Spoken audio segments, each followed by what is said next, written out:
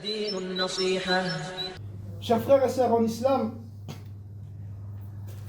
le musulman se doit d'honorer les savants. Le prophète alayhi salatu wassalam a dit: il ne fait pas partie de nous celui qui ne respecte pas ses aînés, qui n'est pas bienveillant envers les plus jeunes et qui n'honore pas le savant comme tel est son droit.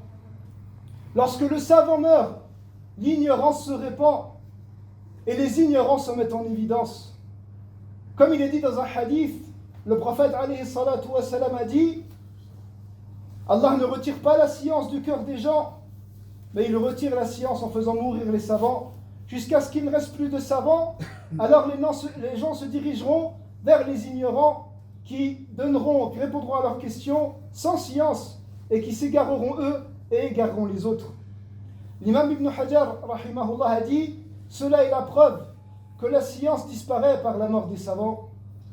Et Ibn Abbas, le compagnon du prophète radiyallahu anhuma, a dit: la perdition de la terre se produit par la mort des savants et des gens de bien.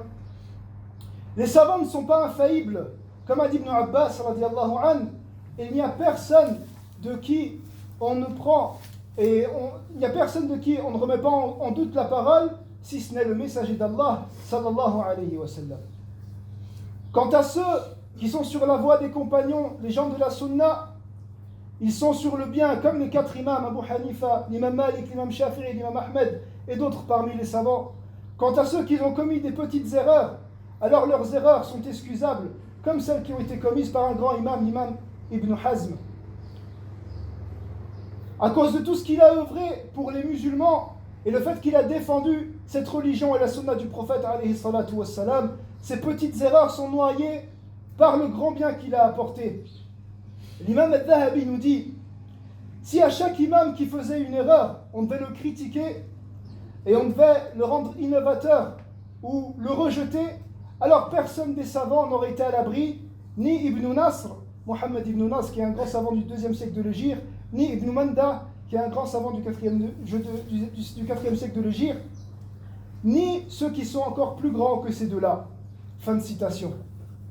Quant à celui qui a contredit les fondements de la sunna et qui a énormément d'erreurs, alors on doit mettre en garde contre lui.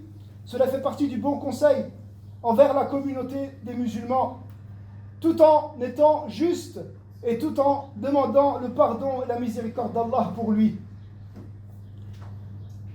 Reconnaître la place des savants, qu'ils soient vivants ou morts, fait partie du fait d'immensifier cette religion.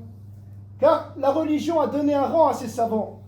Allah Azza wa Jal nous dit, en parlant du Coran, ce sont des versets clairs et évidents dans le cœur de ceux qui ont reçu la science, dans le cœur de ceux qui ont reçu la science, dans le cœur des savants. Et donc celui qui émancifie cette religion, il va émancifier ceux qui portent dans leur cœur cette science. Donc prenez garde de parler sur les savants et de les mentionner de mauvaise façon.